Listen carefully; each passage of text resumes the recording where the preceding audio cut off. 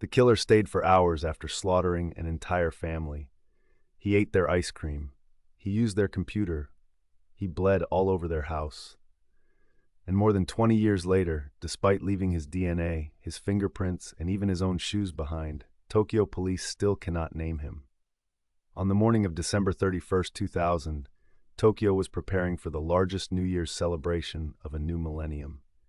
Families were buying groceries, temples were setting up bells, and in the quiet Setagaya ward, in a small two-story house pressed against a public park slated for demolition, a grandmother named Haruko Iri was about to walk into a nightmare that Japan has never woken up from. Haruko lived next door to her daughter Yasuko Miyazawa, Yasuko's husband Mikio, and their two children, 8-year-old Nina and 6-year-old Rei. The two homes were connected by a small shared garden. At around 10:30 in the morning, Haruko crossed that garden to check on her family. They had not answered her calls. The front door was unlocked, and what she found inside would become one of the most infamous, most forensically rich, and most stubbornly unsolved crimes in modern Japanese history. Rei, the youngest, was in bed. He had been strangled in his sleep. He never woke up. His father, Mikio, was on the staircase leading up to the loft, stabbed multiple times, his body slumped against the wall. Yasuko and her daughter Nina were in the loft above, both stabbed to death. Yasuko's body sprawled near her daughter's, as if she had tried, in her final moments, to shield her. The murder weapon, a sashimi knife purchased at a nearby store, was still embedded in Mikio's body. The blade had snapped from the force of the attack. That alone would have been horrifying enough. But what makes the Setagaya family murders one of the strangest cases in criminal history is not what the killer did to the family. It is what he did afterward. Because he did not run, he stayed, for hours, possibly the entire night, and he left behind more evidence than almost any killer in modern criminal history. And yet, nearly a quarter of a century later, we still do not know who he is. Let me take you back to the beginning, because to understand how bizarre this case is, you need to understand the sequence of events on the night of December 30th, 2000. Investigators believe the killer entered the Miyazawa home through a small second-floor bathroom window, climbing up from the garden. He was likely inside by around 11 p.m.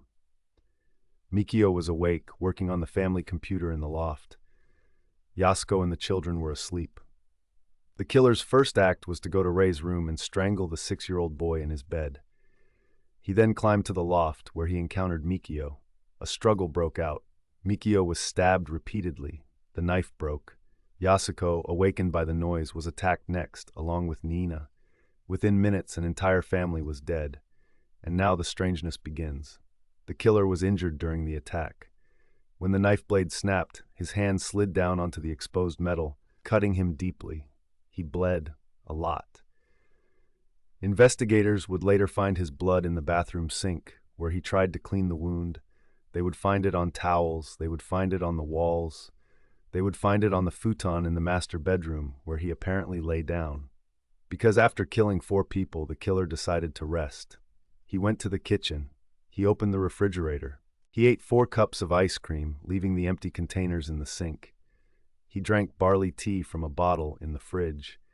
He used the family's bathroom, and he did not flush. Investigators recovered his feces from the toilet, providing a rare and detailed picture of his diet in the hours before the murders. He had eaten sesame seeds, something resembling burdock root, and other identifiable ingredients. Then he sat down at Mikio's computer. Mikio worked for a marketing research firm and used his home computer for freelance projects. The killer accessed it multiple times throughout the night. He opened files. He tried to access a website, at one point attempting to buy tickets for a theatrical performance. He logged on again at 1:18 a.m. and then again at 10:05 a.m. on the morning of December 31st. That means the killer was still in the house, calmly using the internet, just 25 minutes before Haruko Iri walked in and discovered the bodies.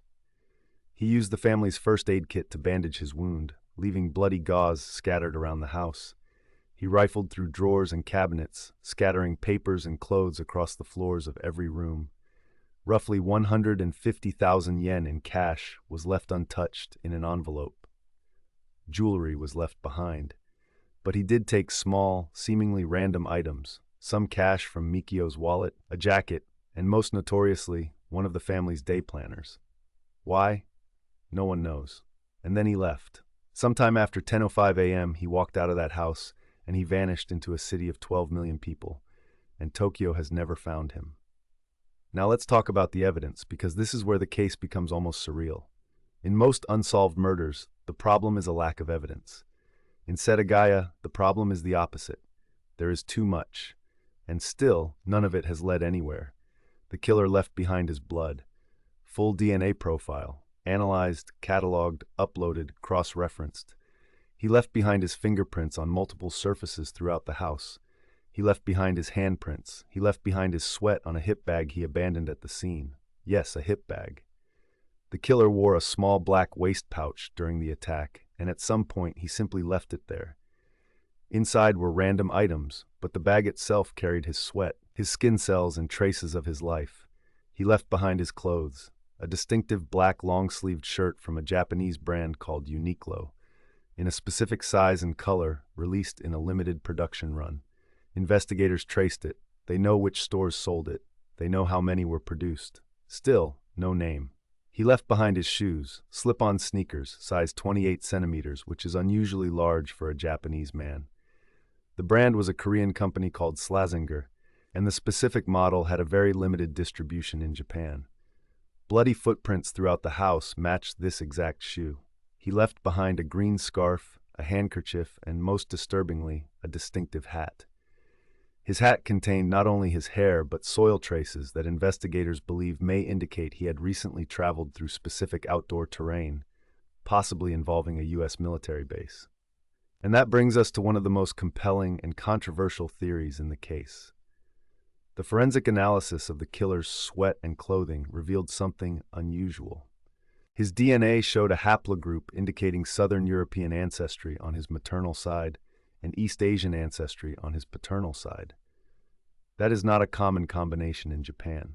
Additionally, sand particles found on his belongings were consistent with sand from the Edwards Air Force area in the United States and from areas near U.S. military bases in Japan. Investigators have long suspected that the killer may have had ties to the U.S. military presence in Japan, possibly a mixed heritage individual with access to base facilities, perhaps someone who had lived abroad, perhaps someone who had trained in martial arts. Why martial arts? Because the manner of the killings suggested skill. The strangulation of Ray was performed with a technique consistent with combat training. Mikio, an adult man, was overpowered quickly. The killer moved through the house with purpose, and when investigators analyzed the fanny pack he left behind, they found traces of a chemical used in the manufacturing of certain athletic products distributed primarily on U.S. military bases. But here is where the theory breaks down.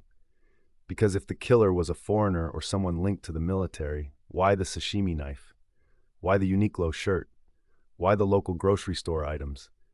Some investigators believe the killer was Japanese or of mixed heritage but raised in Japan, someone who blended in perfectly with the surrounding community.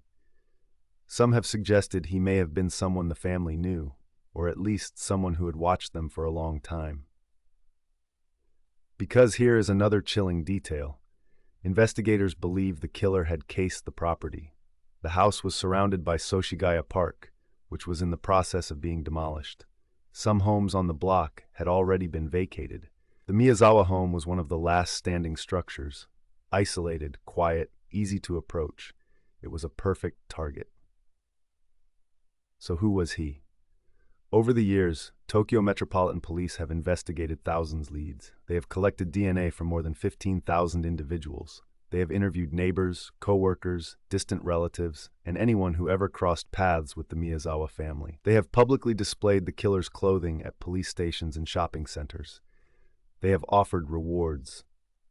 As of the most recent updates, the reward for information leading to the killer's capture stands at 20 million yen, or approximately 130,000 US dollars.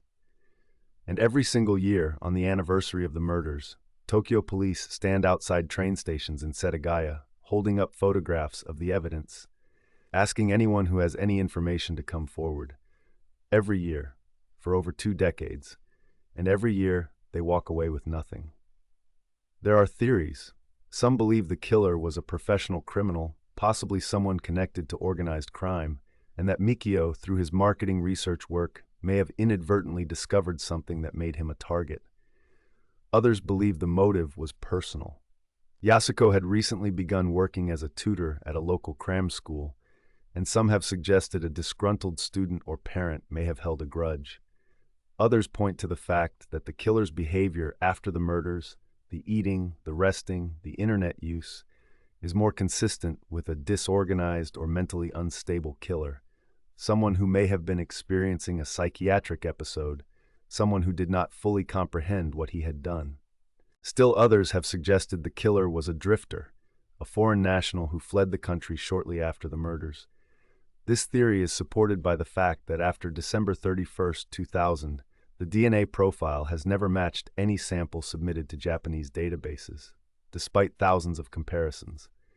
If he was in Japan and living openly, statistically, he would have been swept up in some kind of DNA collection by now. The truth is, no one knows. And every theory has a hole, every lead has fizzled. Every year that passes makes the case colder, and yet the Setagaya murders remain one of the most active cold cases in Japanese history. The police refuse to close it. They continue to receive tips. They continue to test DNA. In 2023, they announced they had used advanced genealogical DNA analysis to further refine the killer's ancestry profile. Still, no arrest. And then there is the human cost, the part of this case that the forensic details sometimes obscure. Mikio Miyazawa was 44 years old. Yasuko was 41. They were, by all accounts, a happy family. Nina was in second grade. Rei was in kindergarten.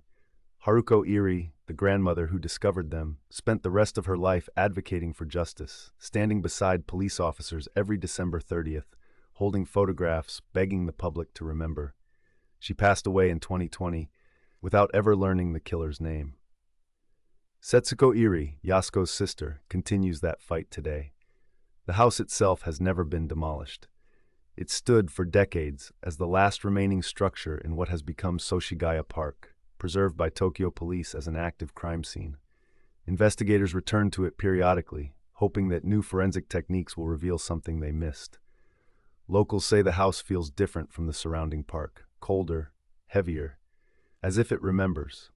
In 2020, on the 20th anniversary of the murders, Tokyo police released new information suggesting the killer may have had a connection to a specific rural area of Japan, based on soil samples and dietary evidence. They also suggested he may have had experience with computers beyond what was typical in 2000, given his ability to navigate Mikio's system. But every new piece of information seems to widen the mystery rather than narrow it. How does a killer leave behind everything? His blood, his skin, his hair, his fingerprints, his footprints, his clothing, his DNA, his feces, his sweat, his handwriting on the computer, his shoes, his hat, and still remain invisible? How does a man commit one of the most notorious murders in Japanese history and then simply cease to exist? Some investigators privately believe the killer is dead, that he died, perhaps by suicide, perhaps by accident, perhaps by natural causes, in the weeks or months after the murders, in a location where he was buried or cremated as an unknown person. If that is true, then justice for the Miyazawa family may never come, not because the police failed, but because death got there first. Others believe he is still out there, perhaps living a quiet, ordinary life, perhaps having killed again in ways that were never connected. Perhaps sitting in a small apartment, watching the news each December, waiting for the knock on the door that has not come in over 23 years. And perhaps, most disturbing of all, perhaps he does not remember. Perhaps whatever broke inside him that night in December 2000 has never surfaced again. Perhaps he has convinced himself, through years of denial, that it never happened at all. But the evidence remains, sealed in envelopes and refrigerated in police storage. The DNA profile, the fingerprints, the bloody shirt, the size 28 shoes, the distinctive black hat, everything you would need to identify a killer, waiting for the day when the right name finally appears in the database. Until then, the Miyazawa family sleeps in a cemetery in Tokyo. Their killer walks free or lies in an unmarked grave. And somewhere in a police storage facility, 4 ice cream containers empty wait to tell their story. If this case haunted you the way it has haunted Japan for over 2 decades, do 3 things right now. Hit that subscribe button because next week we are diving into another case the world tried to forget. Ring the bell so you do not miss it, and drop your theory in the comments below. Who do you think the Setagaya killer was? A foreigner? A neighbor? A ghost? I read every single comment. Stay in the shadows with me.